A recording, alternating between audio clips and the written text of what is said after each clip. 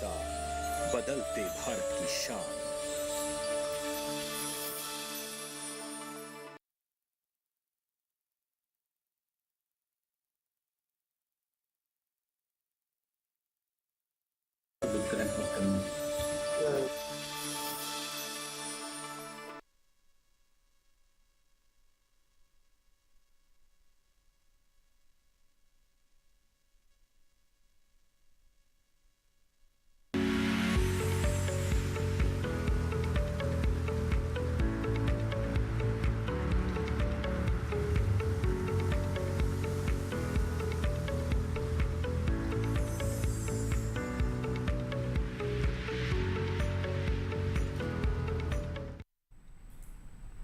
नमस्कार, आप देख रहे हैं दूरदर्शन किसान कार्यक्रम हेलो किसान में आप सभी का स्वागत है। मैं हूं आपके साथ मोनालिसा।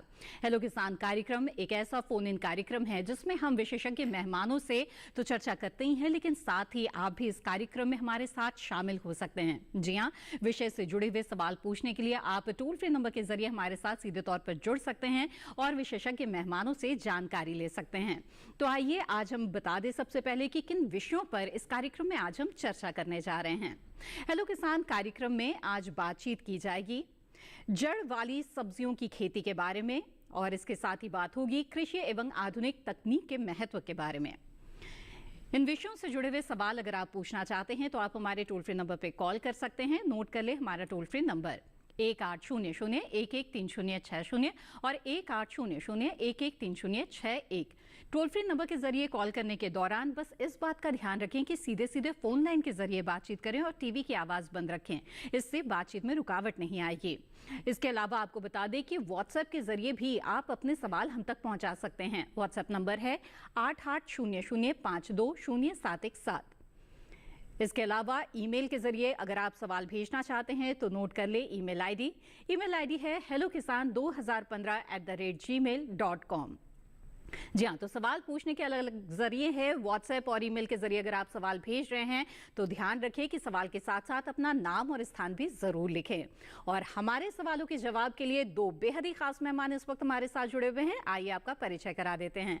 हमारे साथ हैं डॉक्टर BS तोमर, आप अध्यक्ष हैं शाकीय विज्ञान संभाग IRI पूसा नई दिल्ली में। बहुत बहुत स्वागत है आपका। साथ ही इस कार्यक्रम में इस वक्त हमारे साथ जुड़े हुए हैं डॉक्टर मनोज कुमार सिंह, आप वैज्ञानिक हैं कृषि विज्ञान केंद्र कौशाम्बी प्रयागराज में। बहुत बहुत स्वागत है आपका। तो आइए बातचीत की शुरुआत करते हैं और जड़दार सब्जियों की अगर बात की जाए तो इसकी खेती के महत्व के बारे में डॉक्टर तोमर हमें सबसे पहले समझाए। साथ ही अगर पोषण के लिहाज से देखा जाए तो इनकी क्या महत्ता है? देखिए, जो जड़दार सब्जी फसलें हैं उनमें प्रमुख रूप से गाजर जी, मूली, शलजम और चुकंदर जी, ये 4 फसलें आती हैं। और अगर हम क्षेत्रफल के दृष्टिकोण से देखें तो हमारे उत्तर भारत के मैदानी क्षेत्रों में लाल रंग की जो गाजर होती है उसकी व्यापक स्तर पे खेती सर्दी के मौसम में की जाती है और काफ़ी बड़ा क्षेत्रफल इसका खेती के अंतर्गत है। विशेष करके जो शहरी क्षेत्रों के आसपास हैं, अगर हम बात करें दिल्ली के आसपास ही, दिल्ली में कई ऐसे गांव हैं जिनमें गाजर बहुत बड़े मात्रा में उत्पादन किया जा रहा है जी। और शहरों के आसपास उत्तर प्रदेश में अगर हम बात करें खेकड़ा और लोनी के क्षेत्र में, वहाँ पे भी इसकी बड़ी व्यापक खेती होती है जी। और मूली तो ऐसी फसल है जिसकी खेती देश के लगभग सभी हिस्सों में किस्म विशेष के अनुरूप की जाती है जी। और की जा रही है। और ये कम अवधि की फसल होने के कारण किसानों के लिए बहुत ही महत्वपूर्ण हो जाती है, क्योंकि वो एक साल में इसकी कई फसलें ले सकते हैं जी। इसी प्रकार से जो हमारी सलजम है उसकी भी हम 2 से 3 बार बुआई करके फसल ले सकते हैं, क्योंकि ये 40 से 45 दिन में तैयार हो जाती हैं। और इसी के साथ जो चौथी प्रमुख फसल है जिसकी खेती बहुत बड़े स्तर पे देश के कोने कोने में हो रही है, चुकंदर। और ये चुकंदर सिर्फ फ्रेश उत्पादन में ही इस्तेमाल में नहीं आ रही है, इसका उत्पादन करने के बाद भंडारण किया जाता है और भंडारण से फिर निकाल करके जब मौसम नहीं होता बाहर खुले खेत में खेती करने का, उस समय इसको कंज्यूमर को या उपभोक्ताओं को उपलब्ध कराया जाता है जी। तो ये 4 हमारी प्रमुख जड़दार फसलें हैं। अगर हम पोषण की दृष्टि से बात करें तो चारों ही फसलें स्वास्थ्य के लिए बहुत ही महत्वपूर्ण है। जो हमारी गाजर है उसके अंदर लाइकोपिन है, उसके अंदर बीटा कैरोटीन है। जो काली गाजर है उसके अंदर एंथोसाइनिन है। इसके अतिरिक्त जो हमारी मूली है वो आयरन, कैल्शियम, मैग्नीशियम का बहुत अच्छा स्रोत है। इसी प्रकार से सलजम भी आयरन, कैल्शियम, मैग्नीशियम और सल्फर का एक महत्वपूर्ण स्रोत है। और चुकंदर की अगर हम बात करें तो ये हमारे इससे जो विटालिन्स मिलते हैं वो बहुत ही स्वास्थ्य के लिए बेहतर माने जाते हैं। और हमारी जो स्वास्थ्य की जो बचाव प्रक्रिया है, इम्यूनिटी जिसको हम बोलते हैं, ये इम्यूनिटी को सुधारने में मददगार होता है। यानी कि हमारी सेहत के लिए बेहद ही लाभदायक है ये तमाम सब्जियां। इसकी खेती के जरिए किसान किस तरह से लाभ ले सकते हैं और उन्नत खेती के लिए उन्हें किन किन बातों का ध्यान रखना चाहिए, इस पर आज के इस कार्यक्रम में हम विस्तार से बातचीत करेंगे। आइए उससे पहले नजर डाल लेते हैं इस रिपोर्ट पर।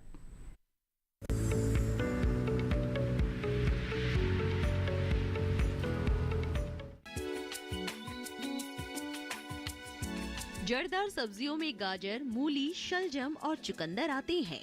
अगर गाजर की बुआई की बात करें तो इसके लिए बलुई दोमट और दोमट मिट्टी ज्यादा ठीक रहती है। जिस खेत में गाजर बो रहे हो उसमें से पानी निकालने का पूरा प्रबंध होना चाहिए। बोने से पहले खेत की मिट्टी को भुरभुरा बना ले। किस्मों की बात करें तो गाजर की पूसा मेघाली, पूसा यमदाग्नि और पूसा वृष्टि की बुआई इस महीने तक कर सकते हैं। वहीं अगर मूली बोना चाहते हैं तो मूली की फसल के लिए गहरी जुताई की जरूरत होती है। मूली की अच्छी पैदावार लेने के लिए 200 से 250 क्विंटल सड़ी गोबर की खाद खेत की तैयारी करते समय देनी चाहिए। इसी के साथ ही 80 किलो नाइट्रोजन, 50 किलोग्राम फास्फोरस और 50 किलो पोटाश तत्व के रूप में प्रति हेक्टेयर इस्तेमाल करना चाहिए। नाइट्रोजन की आधी मात्रा, फास्फोरस और पोटाश की पूरी मात्रा बुआई से पहले व नाइट्रोजन की आधी मात्रा 2 बार में खड़ी फसल में दी जानी चाहिए। किसान मूली की पूसा चेतकी और पूसा देसी किस्मों की बुआई इस महीने कर सकते हैं। ये किस्में 40 से 50 दिनों में तैयार हो जाती हैं। वहीं शलजम को वैसे तो सभी तरह की मिट्टी में बोया जा सकता है, लेकिन दोमट मिट्टी सबसे अच्छी रहती है। शलजम के खेत से जल निकास की समुचित व्यवस्था जरूरी है। पूसा कंचन, पूसा श्वेता और पंजाब श्वेत, पूसा स्वर्णिमा, पूसा कंचन और स्नोबॉल शलजम की प्रमुख किस्में हैं। किस्मों का चयन अपने क्षेत्र के हिसाब से करना बेहतर रहता है।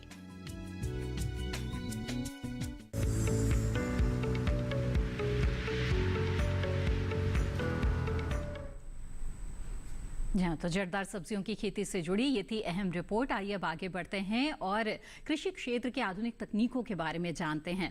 डॉक्टर सिंह, आपसे जानना चाहेंगे कि जिस तरह से हम देख रहे हैं आज कोई भी क्षेत्र हो, यहाँ पर आधुनिक तकनीक कई तरह से क्रांति ला रही है, तो ऐसे में अगर कृषि क्षेत्र की बात की जाए तो आधुनिक तकनीकों के कारण किस तरह का बदलाव आप जो हाल के दिनों में है वो कृषि क्षेत्र में देख रहे हैं, क्या महत्व है इनका? देखिए, खेती में कृषि में आधुनिक तकनीक का बड़ा ही महत्वपूर्ण योगदान है क्योंकि हमारी परंपरागत तकनीक है खेती की, उसमें हमको जो खेती से हमको आय है वो हमारी दोगुनी होने में थोड़ा कठिनाई का सामना करना पड़ रहा था। किसान श्रम ज्यादा कर रहे हैं लेकिन उसके अनुपात में जो लागत है वो उनकी कम नहीं हो रही है। तो इसमें हमको कृषि यंत्रों में बढ़ावा देने की आवश्यकता है जिससे कि उनका जो श्रम है वो बचे और इसके साथ ही साथ कम समय में वो ज्यादा खेत तैयार कर सकें। दूसरी हम बात करते हैं तो उत्तम बीजों का चुनाव, चाहे हाइब्रिड सीड्स की बात हो, चाहे गुणवत्ता युक्त बीजों का चयन हो, इसके जो उर्वरक है, उर्वरक में भी हमको क्रांति लाने की आवश्यकता है क्योंकि जो हम उर्वरक प्रयोग कर रहे थे, चाहे वो यूरिया के रूप में हो, डीएपी हो, चाहे फास्फोरस हो, तो हमको नैनो उर्वरक के क्षेत्र में जाने की आवश्यकता है जिससे कि जो हमारा वातावरण प्रदूषित हो रहा था उसको भी हम बचा सकते हैं। इसके साथ साथ जो हमारी जमीन, जो हमारी मिट्टी है वो खराब हो रही थी, उसकी शक्ति को हम बनाए रख सकते हैं। जी जी बिल्कुल। तो विस्तार से इस कार्यक्रम में आज जानेंगे आपसे हम कि किस तरह से कम लागत कम समय में अच्छी खेती की जा सकती है इन आधुनिक तकनीकों के माध्यम से। आइए उससे पहले नजर डाल लेते हैं इस रिपोर्ट पर।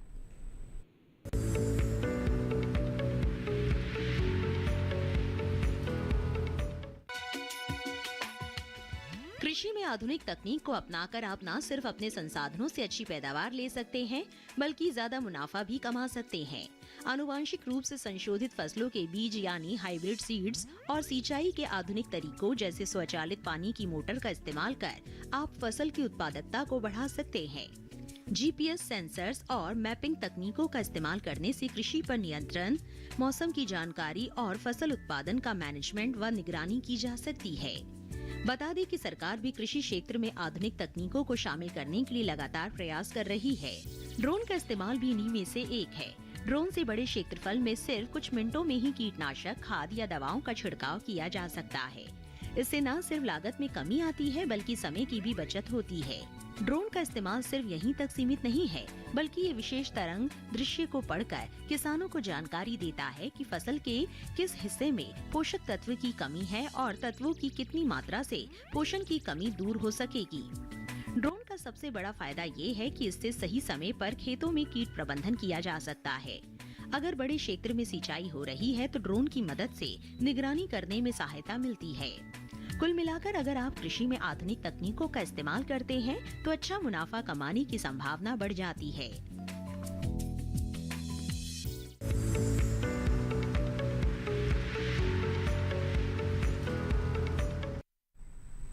जी हाँ, तो देखा आपने कि किस तरह से कृषि के क्षेत्र में आधुनिक तकनीकों का समावेश किया जा सकता है और इससे कितना लाभ हो सकता है।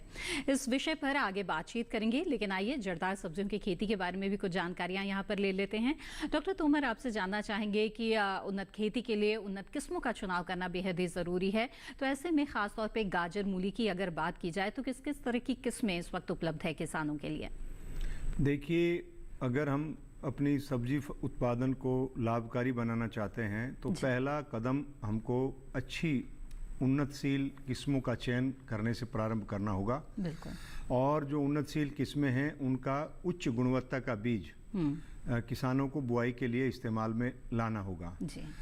गाजर में उन्नतशील किस्मों में पूसा रुधिरा, पूसा प्रतीक, ये दोनों किस्में लाल रंग की हैं। पूसा केसर हमारी किस्म रही है और वो कम समय में तैयार होती है, लेकिन उसका रंग उतना लाल नहीं होता जितना रुधिरा का होता है या प्रतीक का होता है। प्रतीक नवीनतम किस्म है और इसको बड़े पैमाने पर देश के अलग अलग हिस्सों में उगाया जा सकता है। और इसके साथ काले रंग में एक गाजर हमने विकसित की है, पूसा असीता। ये इसका उत्पादन किसान भाई कांजी बनाने के लिए, रंग निकालने के लिए, व्यावसायिक स्तर पे रंग निकालने के लिए और उसको अलग अलग औषधियों में, कपड़ों की रंगाई में या खाद्यान्न के मूल्य संवर्धन में इसको इस्तेमाल करने की पूरी संभावना है। ये किस्में हमने जो विकसित की है। इसके अलावा एक संकर किस्म पूसा वसुधा भी हमने विकसित की है जो लाल रंग की है जी। तो इसके अतिरिक्त गाजर में जो ऑरेंज कलर की गाजर है संतरे के रंग की, उसमें 90s है, यमदाग्नि है, मेघाली है और एक संकर किस्म भी हमने उसमें विकसित की है जो हमारा क्षेत्रीय केंद्र है कुल्लू हिमाचल प्रदेश में कटराइन के नाम से, जो हमारी जो टेम्परेट शीतोष्ण सब्जी फसलें हैं उनके अनुसंधान और किस्मों के विकास पे वहाँ पे कार्य होता है। तो ये किस्में हमने व्यापक स्तर पे उपलब्ध कराने का प्रयास संस्थान के द्वारा किया जा रहा है। हम स्वयं भी अपने संभाग में और बीज उत्पादन इकाई में, हमारा क्षेत्रीय अनुसंधान केंद्र करनाल, वहाँ पे इनका बीज उत्पादन करते हैं। इसके अतिरिक्त संस्थान के द्वारा हमने कई सारी कंपनियों को अपनी किस्मों का MOU किया है, जिसके माध्यम से ये सुनिश्चित करने का प्रयास किया जा रहा है कि किसानों को उच्च गुणवत्ता का बीज इन किस्मों का उपलब्ध हो सके। तो ये तो गाजर की उन्नत किस्मों की बात हुई, बाकी सब्जियों के बारे में भी जानेंगे आपसे। इस बीच हमारे साथ एक कॉलर जुड़ गए हैं, उनका सवाल ले लेते हैं। सत्यवान जी इस वक्त चंडीगढ़ से हमारे साथ फोन लाइन पर जुड़े हुए हैं। सत्यवान जी, स्वागत है आपका, पूछिए अपना सवाल। हेलो जी सत्यवान जी, अगर मेरी आवाज आपको मिल रही है तो आप अपना सवाल पूछ सकते हैं।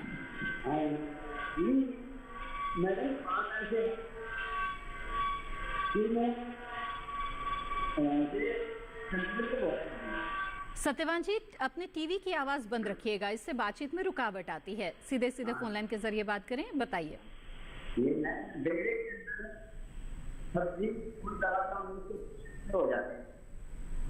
जी सत्यवान जी, आपकी आवाज हमें साफ तौर पे नहीं मिल पा रही है। आप जड़दार सब्जियों की खेती करते हैं? हेलो जी जी।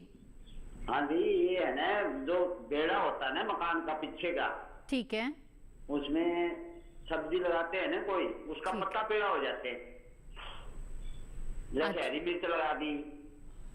जड़दार सब्जियों में से कोई सब्जी लेते हैं, गाजर, मूली, चुकंदर या शलजम? हाँ जी, मुझे पालक भी लगाया था पिछली बार, सब पीला हो गया। अच्छा, ठीक है सत्यवान जी।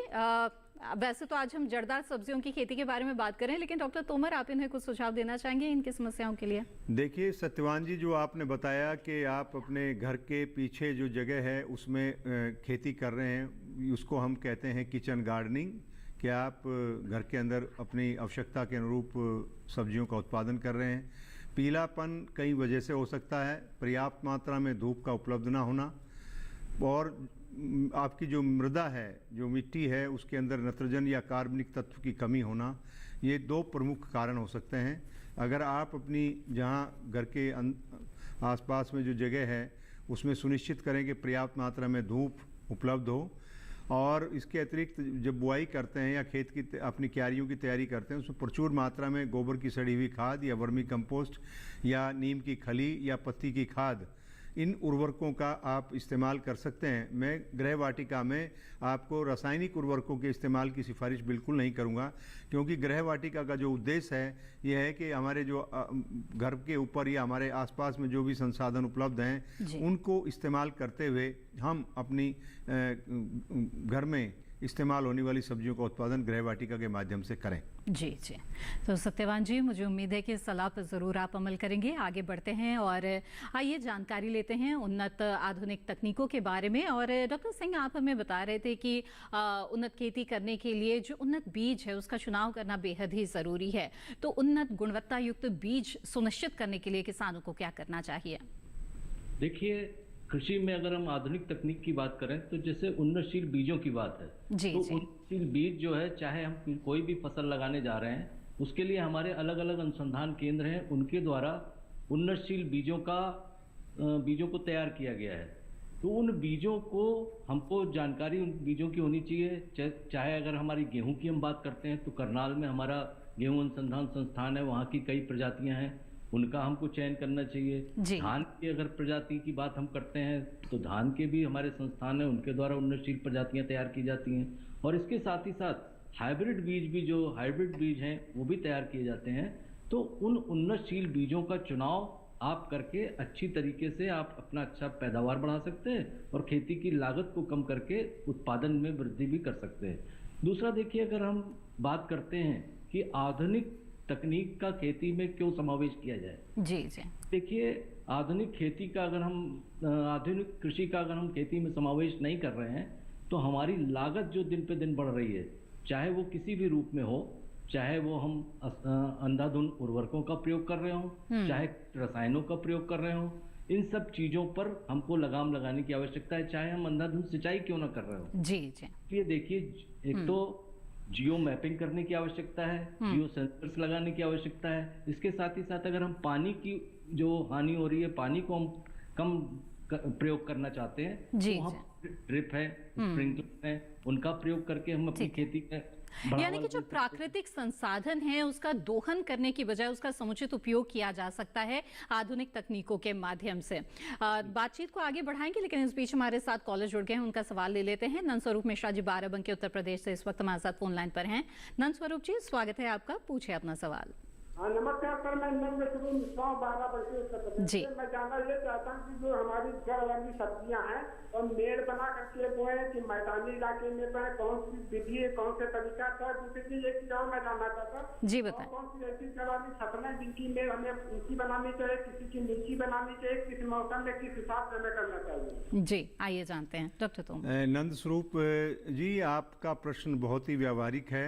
जितनी भी जड़ युक्त फसलें हैं, गाजर, मूली, सलजम, चुकंदर, इनके लिए हमको मेड़ों के ऊपर ही बुआई करनी चाहिए। समतल क्यारियों में इनकी बुआई नहीं करनी चाहिए। अगर आप समतल क्यारियों में बुआई करते हैं तो आपकी जड़ों का विकास नहीं होगा, क्योंकि जड़दार फसलों में जो आर्थिक रूप से इस्तेमाल होने वाली चीज़ है वो जड़ है, पत्ता नहीं है। पत्ते की भी उपयोगिता है, मैं ऐसा नहीं कहूँगा। और उसके लिए हमें मेड़ों को बनाना है और मेड़ की ऊंचाई भी तकरीबन 40 से 50 सेंटीमीटर होनी चाहिए। और ये गाजर के लिए और मूली के लिए तो बहुत आवश्यक है। सलजम और चुकंदर के लिए हम 15 से 20 सेंटीमीटर उठी हुई जो मेड़े हैं उन पे इनकी बुआई करें, तो इससे हमें बेहतर गुणवत्ता की जड़ों को पैदा करने में मदद मिलती है। जी बिल्कुल। तो नंदस्वरूप जी, उम्मीद है आपके सवाल का जवाब मिल गया होगा। इसी के साथ यहाँ पर हेलो किसान कार्यक्रम में वक्त हो गया है एक छोटे से ब्रेक का। जल्द हाजिर होंगे, आप बने रहें दूरदर्शन किसान पर।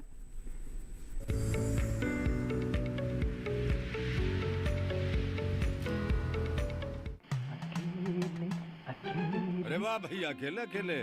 अरे तू भी ले, पर खाएगा कैसे? मैं ऑर्गेनिक खेती की बात कर रहा रे बेटे।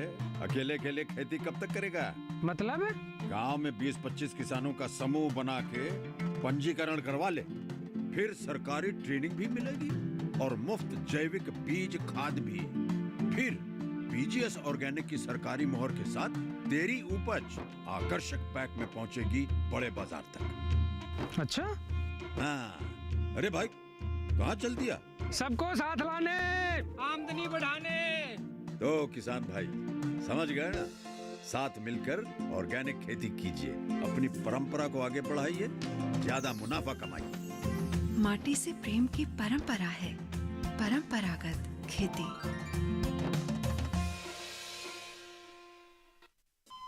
अरे सुन तो। मुझे क्या सुनाना चाहते हो? जो सुनाओ मेरी सौतन को। किसको? अरे वही तुम्हारा मोबाइल फोन जिससे सुबह शाम दिन रात चिपके रहते थे और कहते थे किसान कॉल सेंटर से बातें हो रही हैं। अच्छा ये बात है। हाँ, क्यों? क्या हुआ? अब बात नहीं होती क्या? अब तो झट से बात हो जाती है। ऐसा क्या? हाँ, अब तो ज्यादा लाइनें और खास तकनीक के कारण खेती के माहिरों से तुरंत बात हो जाती है। और अगर कभी लाइन व्यस्त हो तो अपनी समस्या फोन पर रिकॉर्ड करा दो, वहाँ से फोन आ जाता है और समस्या की हल का मैसेज भी आ जाता है। ये देखो आ गया। अरे वाह, इसका मतलब इंतजार की घड़ी अब खत्म। हाँ। तभी मैं सोचूं कि आजकल मुझ पर इतना प्यार क्यों आ रहा है। कृषि संबंधी समस्याओं का अपनी भाषा में तुरंत हल पाने के लिए पूरे भारत में किसी भी फोन से हेल्पलाइन नंबर पर संपर्क करें। किसानों का दोस्त किसान कॉल सेंटर।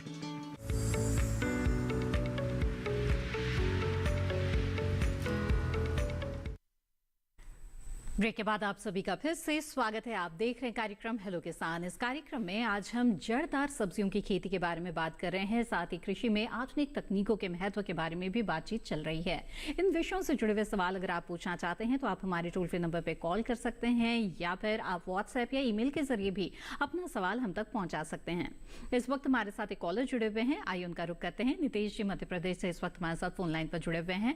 नितेश जी स्वागत है आपका, पूछिए अपना सवाल। मेरा नाम नितेश मिश्रा है, मैं नरसिंहपुर मध्य प्रदेश से बात कर रहा हूँ। हम अपने खेत में रबी के सीजन में प्याज लगाने वाले हैं। 2 वैरायटियां हमारे पास रखी हुई है, N53 और नासिक रेड। तो क्या ये अच्छी वैरायटियां हैं रबी के मौसम में लगाने के लिए? और दूसरा सवाल मेरा ये है कि मैम हम जो अपने यहाँ पर जो ड्रोन का प्रशिक्षण होता है, तो पायलट बनने के लिए हम ड्रोन का प्रशिक्षण कहाँ से ले सकते हैं? क्या कस्टम हायरिंग को स्थापित करके हम अपने यहाँ पर ड्रोन ले सकते हैं? क्या भारत सरकार इसके लिए प्रशिक्षण और कोई अनुदान राशि देती है किसानों को? जी बिल्कुल, आपने बहुत ही अच्छा सवाल पूछा है। दोनों सवालों के जवाब लेते हैं। डॉक्टर तोमर, पहले आप जवाब देना चाहेंगे? नीतीश जी, आपका बहुत ही व्यावहारिक प्रश्न है। प्याज में प्रमुख किस्में रही हैं ये अपने कुछ समय, कम से कम अब से 30-40 साल पहले। आज के परिप्रेक्ष्य में ये दोनों किस्में बहुत बेहतर नहीं मानी जाती, क्योंकि आज हमारे पास उनसे बेहतर उपज देने वाली किस्में हैं। रबी के मौसम में और खरीफ के मौसम में किस्मों का चयन अलग अलग होता है। और ये N53 बहुत पुरानी वैरायटी है, नासिक रेड। नासिक रेड एक कॉमन नाम है, इस नाम का कोई किस्म कहीं से विकसित नहीं हुई है, न इसका न्यूक्लियस नाभिकीय बीज या उसका जो अपना अभिजनक बीज है उसका कोई उत्पादन नहीं होता है। अच्छा। मैं आपको बताना चाहूँगा कि भारतीय कृषि अनुसंधान संस्थान के द्वारा 3 किस्मों का अभी हाल ही में विमोचन किया गया है। पूसा रिद्धि एक बहुत ही अच्छी किस्म है जो लाल रंग के कंद देती है, रबी के लिए अत्यधिक उपयुक्त है और इसकी उपज क्षमता 30 से 35 टन प्रति हेक्टेयर है। इसके अलावा पूसा शोभा एक किस्म है, सोना एक किस्म है जो बड़े आकार के कंद का निर्माण करती है, उसको सलाद के रूप में या स्टार होटल में इस्तेमाल में लाया जाता है। जबकि पूसा शोभा का इस्तेमाल अगर हम मूल्य संवर्धन, उनको उत्पादन के बाद उनका बेहतर भंडारण या उससे कुछ पदार्थ बनाना चाहते हैं, प्रोडक्ट बनाना चाहते हैं प्रोसेसिंग करके, उसके लिए है। इसके अलावा अर्का ये पुणे में एक हमारा भारतीय कृषि अनुसंधान परिषद का संस्थान है जिसको DOGR बोलते हैं। DOGR से भी कई सारी किस्मों का भीमा, उनका एक टाइटल है किस्मों का, भीमा रेड है, भीमा सुपर रेड है, भीमा सफ़ेद है, भीमा श्वेता है, ये किस्में वहाँ से हैं। और पंजाब रेड राउंड है। इस तरह से बहुत सारी किस्में प्याज के अंदर, रबी के अंदर हैं। तो मैं कहूँगा कि आप नरसिंहगढ़ में हमारी संस्थान से पूसा रिद्धि का बीज आप ले लीजिए और उसको लगाइए। निश्चित रूप से आपका रबी में उत्पादन बहुत अच्छा होगा और ये कंद भंडारण में भी बहुत बेहतर प्रदर्शन करते हैं और इसका रंग आकर्षक होने के कारण आकार किसान को मूल्य भी अच्छा मिलता है बाजार में। जी बिल्कुल। तो नितेश जी, जाना आपने कि प्याज की कौन सी उन्नत किस्मों का चुनाव आप कर सकते हैं। ड्रोन से जुड़ा आपने बहुत ही अच्छा सवाल पूछा है, इसका जवाब भी हम लेंगे अपने विशेषज्ञ मेहमान से, लेकिन इस बीच हमारे साथ एक और कॉलर जुड़ गए हैं, उनका सवाल ले लेते हैं। अशोक प्रजापति जी उज्जैन मध्य प्रदेश से इस वक्त हमारे साथ हैं। जी स्वागत है आपका, पूछे अपना सवाल। जी मैडम नमस्कार। जी नमस्कार, बताएं। मैडम, मूली और गाजर की फसल अपन लगाना चाहते हैं तो कितनी जलवायु चाहिए और कौन कौन से रोग लगते हैं इसमें? जी आइए जानते हैं। जी डॉक्टर तोमर। अशोक जी, आप मूली और गाजर दोनों को आप उगा सकते हैं रबी के मौसम में। अगर आप गाजर की बुआई उज्जैन में अभी करना चाहते हैं तो बहुत ही अच्छा समय अभी चल रहा है। आप सितंबर के पूरे महीने में गाजर लगा सकते हैं और इसको अगर और आगे बढ़ाना है तो अक्टूबर के अंत तक आप लाल रंग की जो गाजर हैं, जिसमें पूसा रुधिरा है, पूसा प्रतीक है, पूसा वसुधा है, पूसा केसर है, इन किसी भी किस्म को लेकर के आप लगा सकते हैं। मैं आपको कहूँगा कि आप पूसा रुधिरा और पूसा प्रतीक या पूसा वसुधा को आप बिजाई के लिए इस्तेमाल करिए। ये जो हैं मध्य अक्टूबर तक बहुत अच्छी प्रकार से इनकी बिजाई की जा सकती है और ये तकरीबन 90 से 100 दिन में तैयार हो जाती हैं। इसके अलावा मूली में अभी आप पूसा चेत की एक किस्म है जो सफ़ेद रंग की जड़ तैयार करती है और ये तकरीबन 38 से 42 दिन के अंदर बुआई के जड़ों को तैयार कर लेती है। आप 2 बार इसकी फसल ले सकते हैं। अभी इसकी बुआई का बहुत अच्छा समय है। इसके अतिरिक्त फ्रेंच टाइप एक रेडिस होती है, लाल रंग की मूली होती है जो गोल होती है, उसमें हमारे संस्थान ने किस्म विकसित की है पूसा मृदुला, क्योंकि उज्जैन एक धार्मिक स्थल है। वहाँ पे बहुत सारे लोग देश के कोने कोने से महाकाल के दर्शन करने के लिए आते हैं, तो वहाँ पे इसका बाजार अच्छा हो सकता है। आप पूसा मृदुला जो किस्म है फ्रेंच टाइप रेडिस, उसको भी आप अभी उगा सकते हैं और इसकी 2 से 3 बार बुआई मध्य नवंबर तक आप कर सकते हैं। ये 28 से 32 दिन में जड़ें तैयार कर लेती हैं। बिल्कुल। तो अशोक जी, जान लिया आपने कि आप अपने क्षेत्र में मूली और गाजर की अगर खेती करना चाहते हैं तो कौन सा समय इसके लिए उपयुक्त रहेगा। आगे बढ़ते हैं और डॉक्टर सिंह आपका रुख करना चाहूँगी। हमारे साथ अभी अभी एक कॉलर जुड़े थे, नितेश जी, जानना चाह रहे थे कि अगर ड्रोन का संचालन करना चाहते हैं और इसके लिए प्रशिक्षण चाहिए तो कहाँ से प्रशिक्षण प्राप्त कर सकते हैं, साथ ही इसमें सरकार की तरफ से किस तरह की मदद दी जाती है। देखिए मोनालिसा जी, नीतीश जी का बड़ा ही अच्छा प्रश्न है और नीतीश, मैं तो इनको बधाई दूंगा कि ये ऐसे युवा हैं जो खेती के क्षेत्र में तकनीकों का प्रयोग करना चाहते हैं। बिल्कुल। ड्रोन एक ऐसी व्यवस्था है, अगर ड्रोन के बारे में ये प्रशिक्षण प्राप्त कर लेते हैं और ड्रोन ले लेते हैं तो एक समान रूप से, चाहे वो उर्वरक हो चाहे वो कीटनाशक हो, खेत में एक समान रूप से हम इसमें प्रयोग कर सकते हैं और संतुलित मात्रा में कर सकते हैं। तो उससे हमारी फसलों को भी फायदा होगा। दूसरा, सरकार इसमें आपको चाहे कृषि विभाग हो और सहकारिता के क्षेत्र में इफ्को हो, दोनों लोग इसके लिए प्रशिक्षण, ड्रोन के लिए पायलट के रूप में प्रशिक्षण दिलवाने का काम कर रही हैं और ये निःशुल्क है सरकार की तरफ से। तो वो प्रशिक्षण ये प्राप्त करके लाइसेंस प्राप्त कर सकते हैं। उसके साथ ही साथ इफ्को तो इनको निःशुल्क, अगर ये आगे आते हैं तो ड्रोन निःशुल्क उपलब्ध कराएगी, लेकिन उसमें कुछ शर्तें हैं कि वो इतने क्षेत्र का कवरेज इनको करना है। वो मानक इनको वहां से प्राप्त हो जाएंगे और उसके आधार पर इनको निःशुल्क प्रशिक्षण और निःशुल्क ड्रोन मिल जाएगा, जिससे कि आगे अपनी खेती को भी आगे बढ़ा सकते हैं और साथ साथ अपने क्षेत्र के लोगों का भी लाभ कर सकते हैं। बिल्कुल डॉक्टर सिंह, इसके साथ साथ सरकार का उद्देश्य है कि जो महिलाएं हैं हमारे देश की, उन्हें सशक्त बनाया जाए और लखपति दीदी बनाया जाए, उन्हें ड्रोन संचालन में पारंगत बनाकर। तो बताएं हमें कि इस दिशा में किस तरह के प्रयास हो रहे हैं और महिलाओं के लिए ये कितना कारगर होने जा रहा है?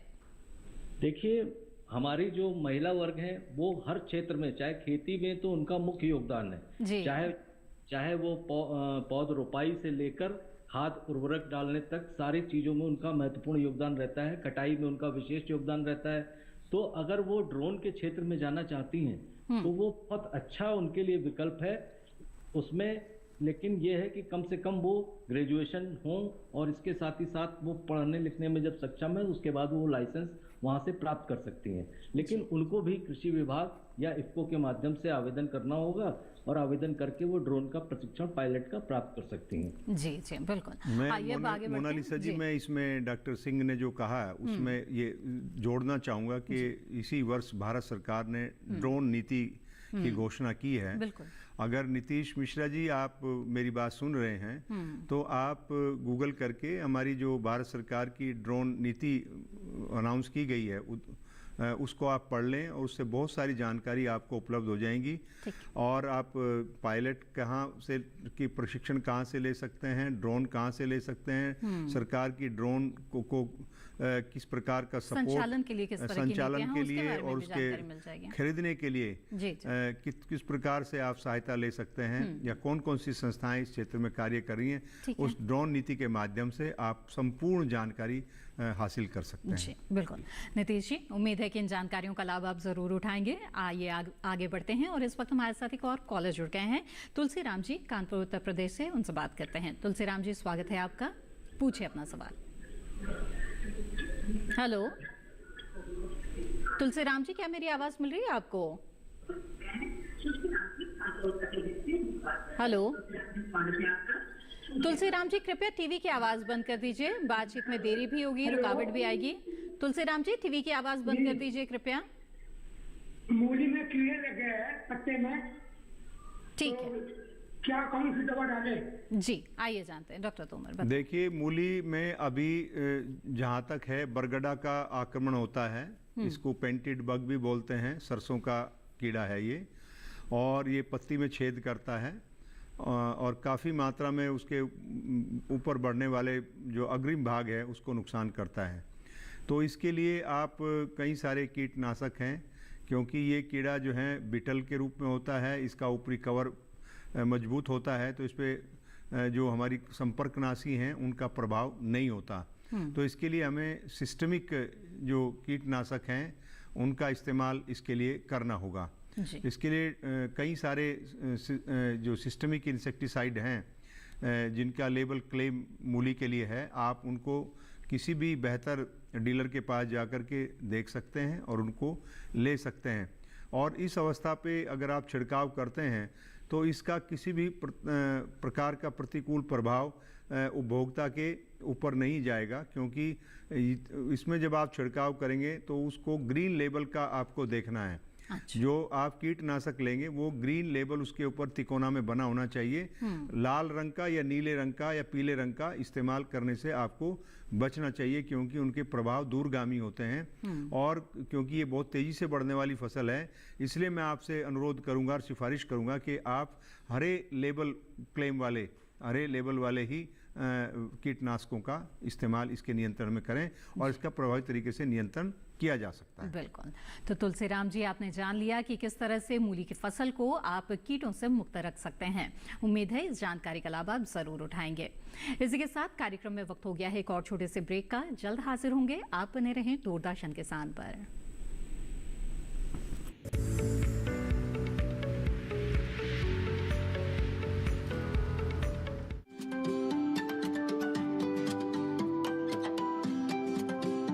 बात अच्छी सेहत की हो, किसी तरीके की लापरवाही नहीं करो, किसी तरीके का समझौता ना करो। ना बरतें लापरवाही, लक्षणों को पहचानें, और लें डॉक्टर की सलाह। चाहे बीमारी दिल की हो, दांतों की हो या दिमाग की हो, खुद से इलाज ना करें, खुद से कोई भी दवाई ना खाएं, डॉक्टर के पास जाएं, अपनी जांच कराएं और अपना पूरा इलाज करवाएं और अपना ख्याल रखें। कार्यक्रम जो देगा सलाह भी मार्गदर्शन भी।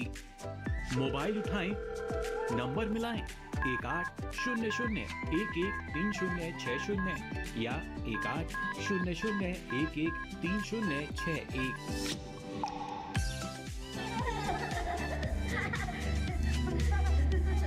आपके अपने फोन इन कार्यक्रम स्वस्थ किसान में हर शनिवार शाम 6 से 7 बजे सिर्फ डीडी किसान पर।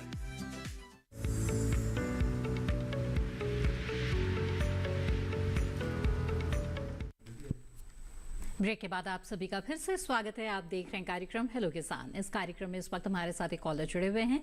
आइए सीधे उनसे बातचीत करते हैं। मदन लाल जी चित्तौड़गढ़ राजस्थान से इस वक्त हमारे साथ फोन लाइन पर हैं। मदन लाल जी स्वागत है आपका, पूछिए अपना सवाल।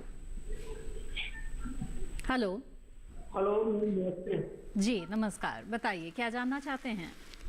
मैं चित्तौड़गढ़ राजस्थान से बोल रही हूँ जी। ये अभी हमारे यहाँ आगे की मूली की फसल कौन सी ले सकते हैं? आप मूली की कौन सी फसल ले सकते हैं, किस्म ले सकते हैं, ये जानना चाहते हैं?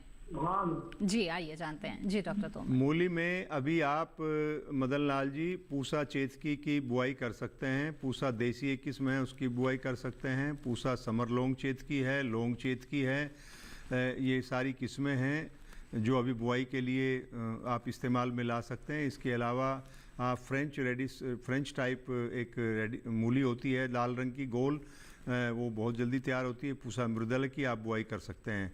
अभी इन किस्मों की बुआई का समय चल रहा है। आप इसको अभी वर्तमान समय में या पूरे सितंबर तक आप इनकी बुआई कर सकते हैं। बिल्कुल मदन लाल जी, उम्मीद है आपके सवाल का जवाब आपको मिल गया होगा। आइए अब कार्यक्रम में आगे बढ़ते हैं और व्हाट्सएप के जरिए भी हमारे दर्शक सवाल भेज रहे हैं, तो इन सवालों को कार्यक्रम में शामिल कर लेते हैं। सवाल भेजा है कैलाश प्रजापति जी ने उज्जैन मध्य प्रदेश से और जानना चाहते हैं कि आधुनिक यंत्रों का रख रखाव कैसे करना चाहिए ताकि वो लंबे समय तक चले। जी डॉक्टर सिंह, आप क्या सुझाव देना चाहेंगे इन्हें?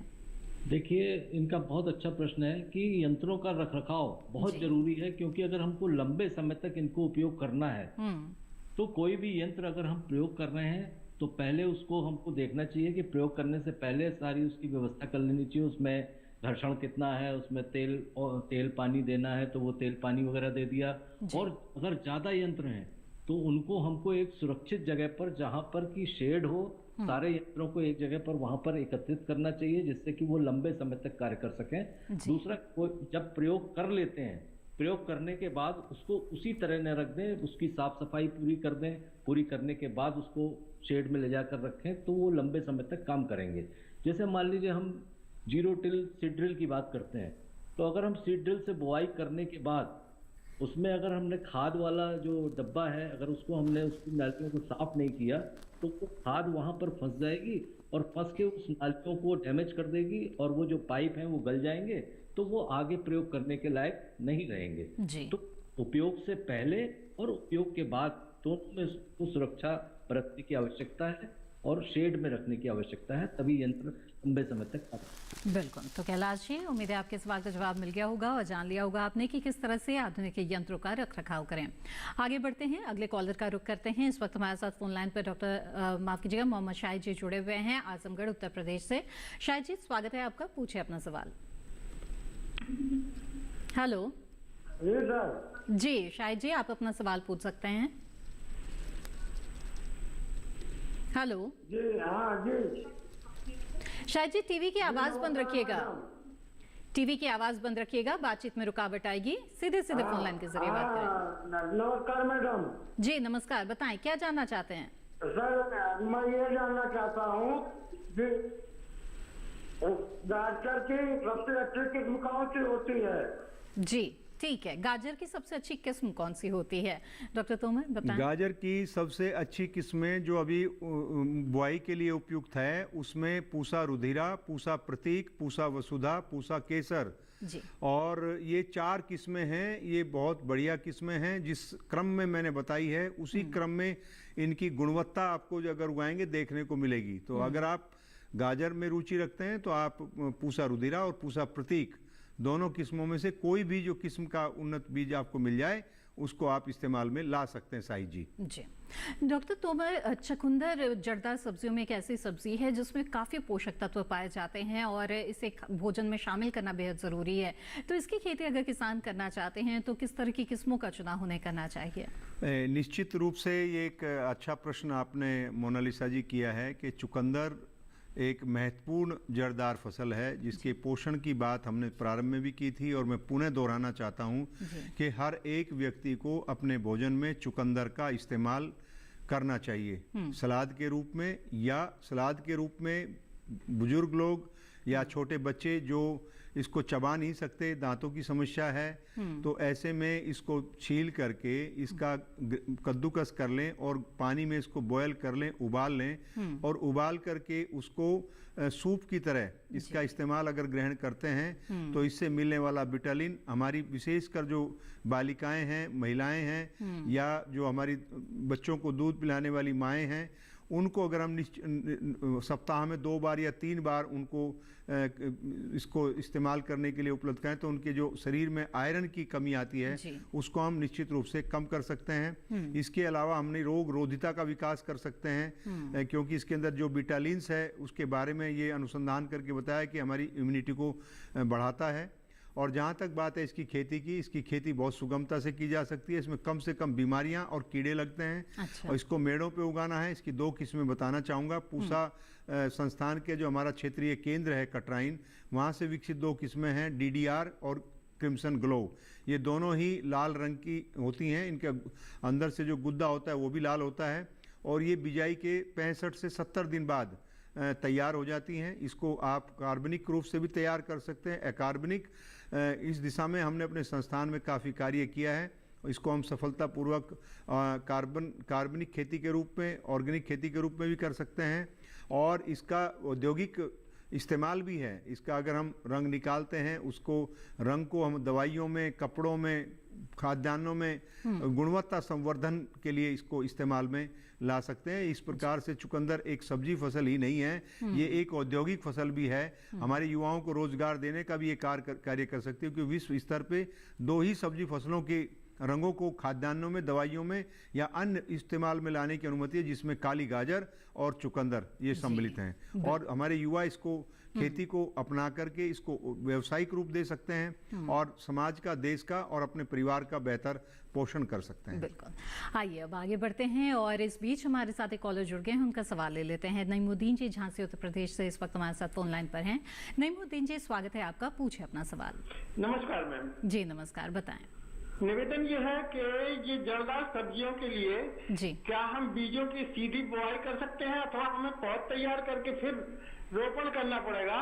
जी। और खाद भी थोड़ा मार्गदर्शन दे दें बस। धन्यवाद। नईमुद्दीन जी, आपने जो बात कही, जितनी भी जड़दार सब्जी फसलों की आज हम चर्चा कर रहे हैं, गाजर की, मूली की, सलजम की, चुकंदर की, ये सीधे बिजाई के लिए अत्यधिक उपयुक्त है। इनकी पोत तैयार करने की आवश्यकता नहीं है। जब तक आप पोत तैयार करते हैं तब तक तो मूली की, मृदुला की कटाई हो जाती है। जी जी। तो आप इनको सीधे बिजाई करिए, मेड़ों पे बिजाई करिए और इसकी जो मिट्टी है कम से कम गाजर और मूली के लिए 1 से 1.5 फीट कम से कम गहरी मिट्टी होनी चाहिए खेत में। और अगर सलजम और चुकंदर उगाना चाहते हैं उसके लिए कम से कम 1 फुट की गहराई तक की मिट्टी होनी चाहिए। और इसको जो है आप पोषण की बात करें तो चारों फसलों का पोषण अलग अलग है।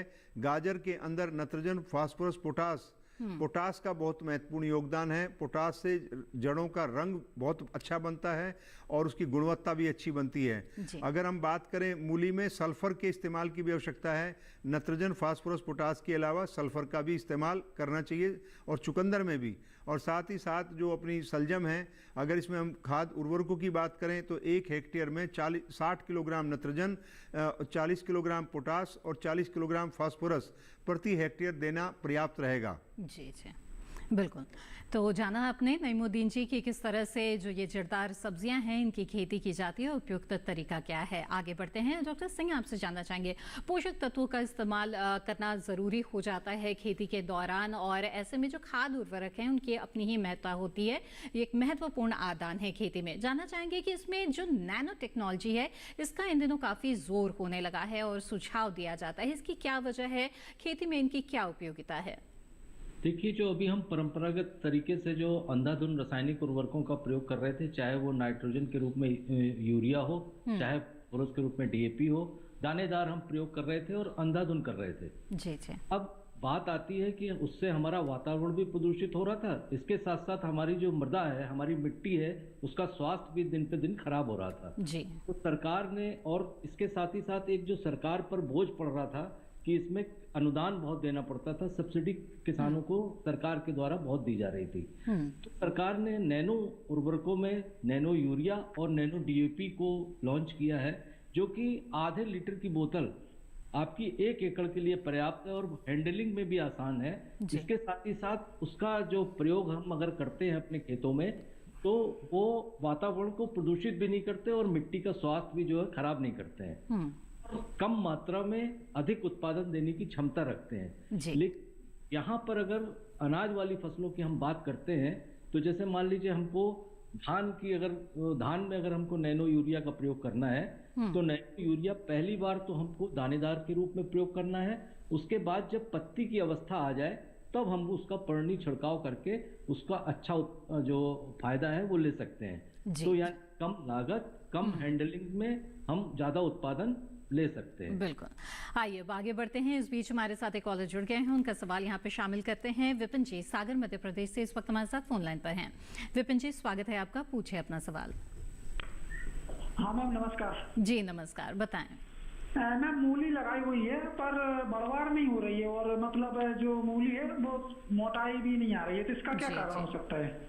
जी डॉक्टर तोमर। देखिए, मूली अगर आपने बिजाई की हुई है और इसमें जड़ों का निर्माण 25 से 30 दिन के बाद शुरू होता है। पहले जड़ का लंबाई का विकास होता है, फिर उसका मोटाई में वृद्धि करती है, और इस अवस्था पे खेत के अंदर नमी का बेहतर होना, खेत का खरपतवार रहित होना और उस पर मिट्टी चढ़ा होना।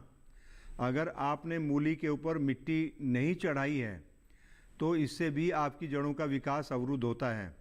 तो आप अगर अभी 25 से 30 दिन की फसल है, उसमें यूरिया 1 एकड़ में 25 किलो से 30 किलो यूरिया का छिड़काव करके और उस पर आप मिट्टी चढ़ा दें, तो आपकी जड़ों का बेहतर विकास हो जाएगा। और भविष्य में इस बात का ध्यान रखें कि आपकी जो मिट्टी है वो गहरी होनी चाहिए, उसके अंदर पर्याप्त मात्रा में कार्बनिक तत्व होना चाहिए, यानी कि बुआई से पहले आप 15 से 20 गाड़ी सड़ी हुई गोबर की खाद अपने खेत में मिला लें, तो आपकी मूली का लंबाई और उसकी मोटाई बेहतर होगी और उसकी गुणवत्ता भी अच्छी होगी, सख्त नहीं होगी और नरम होगी। और बेहतर किस्म का विकास का इस्तेमाल करें जो कम समय में तैयार हो जाए। मूली सामान्यतः जो चेतकी की हम बात कर रहे हैं, ये 38 से 40 दिन में तैयार हो जाती है। मृदुला 28 से 32 दिन में तैयार हो जाती है। पूसा देसी तकरीबन 50 दिन में तैयार होती है। अगर जापानीज वाइट इमानी की बात करें, वाइट आइसिकल की बात करें, ये 55 दिन में तैयार हो जाती हैं। तो ये तैयार होने की अवधि हैं और ये आपको सावधानी रखनी है। तो विपिन जी, अगर आप इन बातों का ध्यान रखेंगे तो आपको मूली से बेहतर पैदावार मिलेगी, उनका जड़ का विकास अच्छा होगा, आकर्षक जड़ों का निर्माण होगा। बिल्कुल।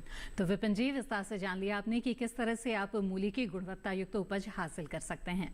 इसी के साथ कार्यक्रम में रुकते हैं एक और छोटे से ब्रेक के लिए। जल्द हाजिर होंगे, आप बने रहें दूरदर्शन किसान पर।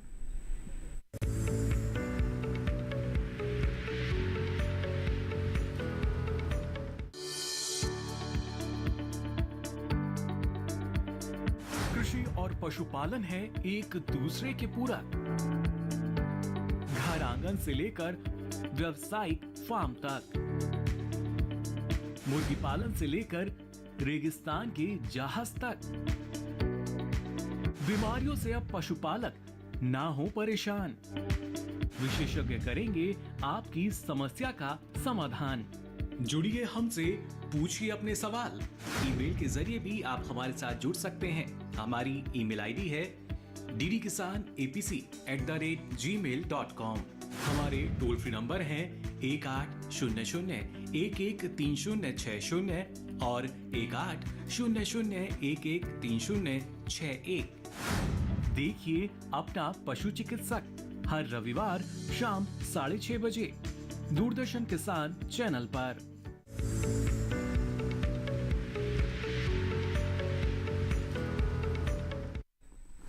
ब्रेक के बाद आप सभी का फिर से स्वागत है। आप देख रहे हैं कार्यक्रम हेलो किसान। इस वक्त हमारे साथ एक कॉलर जुड़ी हुई हैं, आइए सीधे उनका रुख करते हैं।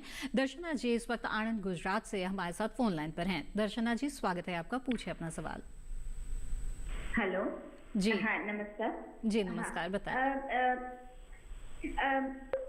मुझे पूसा से ब्लैक और डार्क रेड गाजर है, उसके अगर सीड चाहिए तो कैसे ले सकते हैं? ठीक। और दूसरा जी मैं किचन गार्डन के लिए ये मुझे चाहिए, और मेरे माली ने अभी गार्डन में फॉरेट डाला है। फॉरेट वो कुछ दीमक आ गई थी, तो क्या मैं अभी उसमें ये किचन गार्डन के लिए कुछ लगा सकती हूँ सीड या नहीं लगाना चाहिए? जी। और अगर दीमक है तो फिर क्या डालना चाहिए? ठीक है, आइए जानते हैं डॉक्टर। दर्शना जी आपका मैं स्वागत करता हूं और बहुत बहुत धन्यवाद। आपने किचन गार्डन में रुचि रखी और आप काले रंग की गाजर और गहरे लाल रंग की गाजर में आपकी रुचि है, और आपकी हम ये भावना को ध्यान में रखते मैं आपको आश्वस्त करना चाहता हूं। आप हमको मेरे आधिकारिक मेल पे आप मेल भेजें, हम आपको तुरंत उसके बारे में जानकारी देंगे। हम पूसा रुधिरा और काली गाजर असीता का बीज आपको आपकी किचन गार्डन में लगाने के लिए उपलब्ध करा देंगे भुगतान के आधार पे। और जहाँ तक आपने बात की है कि अभी फोरेट डाला है, उसमें ये सब्जी लगानी है, मैं किचन गार्डन में आपको फोरेट या रिजिएंट या फिफ्रोनिल डालने की सिफारिश बिल्कुल नहीं करूँगा, क्योंकि ये ऐसे कीटनाशी हैं जिनका दीर्घगामी परिणाम होता है और ये इनके अवशेष लंबे समय तक बने रहते हैं। किचन गार्डन का हमारा उद्देश्य है कि हम बेहतर गुणवत्ता की स्वस्थ और सुरक्षित सब्जियों को उत्पादित करके उसका ग्रहण करें ताकि हमारा स्वास्थ्य बेहतर हो। तो जहाँ तक बात है दीमक के प्रबंधन की, आप अगर आपके पास प्रचुर मात्रा में पानी है तो आप क्यारियाँ बना करके उसमें पानी भर दें और उसमें नीम की खली डाल दें या नीम का तेल डाल दें, और इस तरह से आप उसको अगर 3-4 दिन भर के नीचे है तो दीमक वहाँ से दूर चली जाएगी। एक तो ये उपाय आप कर सकते हैं, और इसके अतिरिक्त आप उसमें कार्बनिक तत्व जब आप बढ़ाते हैं तो उसमें कोई भी कच्चा गोबर की खाद, पत्ते की खाद या फसलों के अवशेष ना डालें, क्योंकि ऐसा करने से दीमक को आकर्षित होने का अवसर मिलता है और वो ऊपर आकर के हमारी सब्जी फसलों को गार्डन में नुकसान करती हैं। जी जी। तो दर्शना जी उम्मीद है कि इन बातों का ध्यान आप ज़रूर रखेंगी और इससे किचन गार्डन में जो सब्जियां आप उगा रही हैं वो अच्छी होंगी, गुणवत्ता युक्त होंगी। आगे बढ़ते हैं और डॉक्टर सिंह आपका रुख करना चाहूँगी। एक सवाल भेजा है हमारे एक दर्शक ने व्हाट्सएप के जरिए, तेजस ठाकरे जी ने, और ये जानना चाहते हैं कि ड्रोन का प्रशिक्षण सरकार द्वारा कहाँ से ली जा सकती है? तेजस जी का बढ़िया प्रश्न है। ड्रोन का प्रशिक्षण हमारे जो कृषि विभाग है, चाहे वो राज्य स्तर पे हो चाहे केंद्र सरकार के विभाग हो, वो इनके लिए नॉमिनेशन करते हैं, और नॉमिनेशन करके चाहे वो एग्री जंक्शन के लोग हों, चाहे जो हमारे रूरल यूथ हैं जिन्होंने मैनेज से कोर्स किया हुआ है, उनको ये प्रशिक्षण प्रदान करने के लिए सरकार फ्री में व्यवस्था करती है। और इसके साथ ही साथ जो सहकारिता की कंपनी इफ्को है वो भी इस दिशा में अग्रणी कदम उठा रही है। और इसके साथ ही साथ जो अभी डॉक्टर साहब ने बताया था कि ड्रोन नीति के अंतर्गत अगर वो जाके गूगल पे सर्च करते हैं तो वहां पर उनको सारे संस्थानों के नाम पता चल जाएंगे। इसका वैसे जो प्रशिक्षण है वो इन विभागों के माध्यम से निःशुल्क प्राप्त कर सकते हैं वो। जी जी बिल्कुल। डॉक्टर सिंह आपसे ये भी जानना चाहेंगे कि खेती में सिंचाई की बहुत ही अहम भूमिका होती है और इसके लिए भी कई आधुनिक तकनीकें अब आ चुकी हैं। तो ड्रिप इरिगेशन हो चाहे स्प्रिंकलर इरिगेशन हो, अगर इन तकनीकों का इस्तेमाल किसान करना चाहते हैं तो उनके लिए किस तरह की सुविधाएं उपलब्ध हैं? जी देखिए, खेती में सिंचाई का बड़ा ही महत्वपूर्ण योगदान है। अगर हम हमारी जो फसलों की आवश्यकता है उनकी मांग के अनुसार अगर हम सिंचाई करते हैं तो वो उनको कम पानी में और बेहतर उत्पादन देती हैं। उसके साथ ही साथ जो हमारी मिट्टी में जो अगर ज्यादा जल हो जाता है तो वो हमारी मिट्टी में सॉल्ट को भी ज्यादा पैदा करती हैं। तो वहां पर इन चीजों से बचाव के लिए जो हमारे चाहे ड्रिप स्प्रिंकलर हो, चाहे हमारे जो आपके क्या कहते हैं टपक सिंचाई की व्यवस्था हो, ये सारी जो है कृषि विभाग और उद्यान विभाग द्वारा प्रधानमंत्री कृषि सिंचाई योजना के अंतर्गत अनुदान पर इनको उपलब्ध कराया जाता है। वहां पर ये कृषि विभाग से या उद्यान विभाग से संपर्क करके वहां पर अपना रजिस्ट्रेशन करा के 90% अनुदान पर इन सिंचाई व्यवस्थाओं का, ड्रिप स्प्रिंकलर का और इनका प्रयोग वो करके अपनी खेती में समावेश उसको कर सकते हैं। बिल्कुल। डॉक्टर मनोज कुमार सिंह, आपने बहुत अच्छी जानकारियां दी खेती में इस्तेमाल हो रही नई तकनीकों के बारे में। आपका बहुत बहुत धन्यवाद हमारे साथ जुड़ने के लिए। जी, आइए अब कार्यक्रम में आगे बढ़ते हैं और चलते चलते डॉक्टर तोमर आपसे जानना चाहेंगे कि ये जो जड़दार सब्जियां हैं, इन्हें किस तरह के रोगों का प्रकोप हो सकता है और इसके लिए क्या उपाय आप सुझाना चाहेंगे? कुछ मोटी मोटी बातें। सामान्यतः जितनी भी जड़दार सब्जी फसलें हैं, इनमें कोई विशेष रोग का आक्रमण नहीं होता है। अगर हम गाजर की बात करते हैं, जब हम इसका उत्पादन करते हैं तो इसमें किसी भी प्रकार का रोग नहीं लगता है। मूली के अंदर कई बार ये देखने में आता है कि अगर हमारी ज़मीन में हैवी मेटल्स हैं या गंदा पानी किसान इस्तेमाल करते हैं तो उसकी वजह से उनकी जड़ों में कैविटी बन जाती हैं, जड़ों की गुणवत्ता खराब हो जाती है जी। और कई बार इनमें अल्टरनेरिया ब्लाइट एक होता है या लीफ स्पॉट है, उनका आक्रमण इसमें हो जाता है। ठीक। और चुकंदर में भी इसी प्रकार के लक्षण देखने को मिलते हैं, अल्टरनेरिया और ये लीफ स्पॉट, ये चुकंदर में आ सकते हैं। लेकिन तो रोगों के लक्षण अगर नजर आते हैं तो जरूर जल्द से जल्द कृषि विशेषज्ञों की सलाह से दवाओं का इस्तेमाल करें। Doctor VS. तोमर, आपने बहुत अच्छी जानकारियां हमें दी कार्यक्रम में, बहुत बहुत शुक्रिया। बहुत बहुत धन्यवाद आपका। तो विस्तार से जाना आज आपने कि किस तरह से जड़दार सब्जियों की खेती आप कर सकते हैं, साथ ही कृषि में कितने तरह के आधुनिक तकनीकों का इस्तेमाल किया जा सकता है जिससे कृषि को उन्नत बनाया जा सकता है। उम्मीद है इन जानकारियों का लाभ आप जरूर उठाएंगे। आगे बढ़ते हैं और अगले विषय के बारे में आपको बता दें। हेलो किसान कार्यक्रम में जो अगला विषय रहेगा जिस पर चर्चा की जाएगी वो रहेगा प्रधानमंत्री मानधन योजना। साथ ही बात की जाएगी सिंघाड़े की खेती के बारे में। इन विषयों से जुड़े हुए सवाल अगर आप पूछना चाहते हैं तो आप ईमेल के जरिए अपना सवाल भेज सकते हैं। ईमेल आईडी है hellokisan2015@gmail.com। इसके अलावा सोशल मीडिया के भी अलग अलग प्लेटफॉर्म्स के माध्यम से आप लगातार हमारे साथ जुड़े रह सकते हैं और अपने सवाल भेज सकते हैं। Facebook, Instagram, Twitter handle TV screen पर फ्लैश किए जा रहे हैं। इनसे जुड़े आपको जो कार्यक्रम से जुड़ी जानकारी है वो भी मिलती रहेगी। आगे बढ़ते हैं, बता दें आपको कि दूरदर्शन किसान के कॉल सेंटर नंबर पर भी आप कॉल कर सकते हैं। हमारा टोल फ्री नंबर है 1800-113060। सोमवार से शनिवार सुबह 6 बजे से रात 10 बजे के बीच कॉल करके आप अपने सवाल दर्ज करा सकते हैं। इसके साथ ही आपको बता दें कि हेलो किसान कार्यक्रम को आप कभी भी देख सकते हैं दूरदर्शन किसान के यूट्यूब चैनल पर। इसके लिए टीवी स्क्रीन पर दिखाए जा रहे इस QR कोड को स्कैन करें, इससे आप सीधे हमारे यूट्यूब चैनल से जुड़ जाएंगे। इसके साथ हेलो किसान की आज की इस कड़ी में बस इतना ही। हमें दीजिए इजाजत। आप बने रहें दूरदर्शन किसान पर। नमस्कार।